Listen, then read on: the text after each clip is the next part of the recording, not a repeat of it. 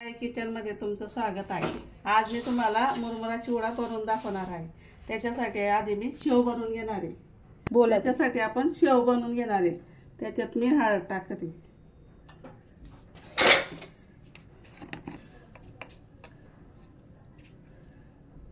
चवीनुसार मीठ टाकते,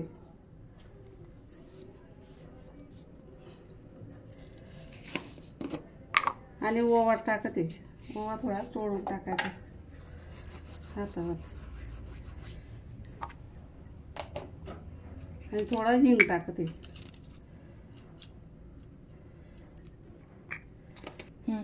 आता मी हे तिखट टाकते,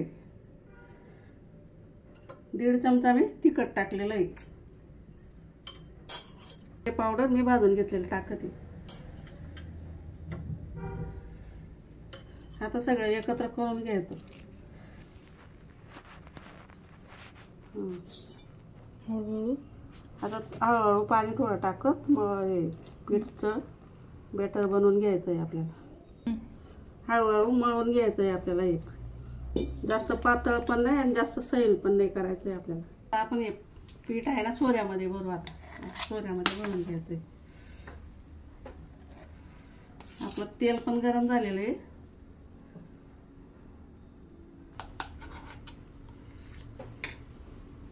जर आता आपलं तेल पण गरम झालेलं आहे। आता आपण शेव काढून घेऊ।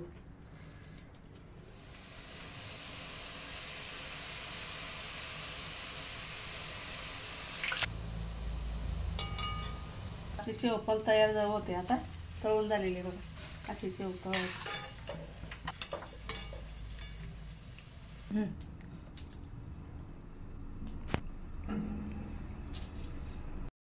आता मग चिवड्यासाठी आपण हे शेंगदाणे तळून घेऊ।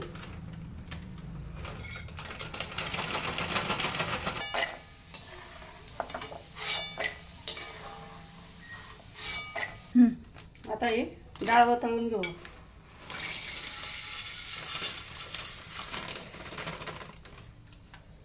डाळ पण तळून झालेलं आहे बघा। हे मुरमुरे आहे ना, थोडं पावसाचे वातावरण झालेले आहे ना, थोडं गरम करून घेते मी। थोडं भाजून घेते, असं कुरकुरीत व्हायला पाहिजे म्हणून तळून घेते। हे डाळ व कढीपत्ता, शेंगदाणे तळून घातलेले याच्यात टाकते मी। आपलं तेल पण त्याला आता हे लसूण टाकते मी त्याच्यात। आता मी 2 चमचे आता 1 चमचा मी तिखट टाकते, हळद टाकते स्वादानुसार त्याच्यात टाकते।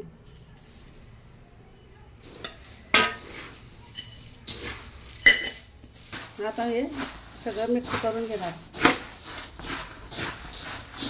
आता हे त्याच्यात आपण शेव टाकू।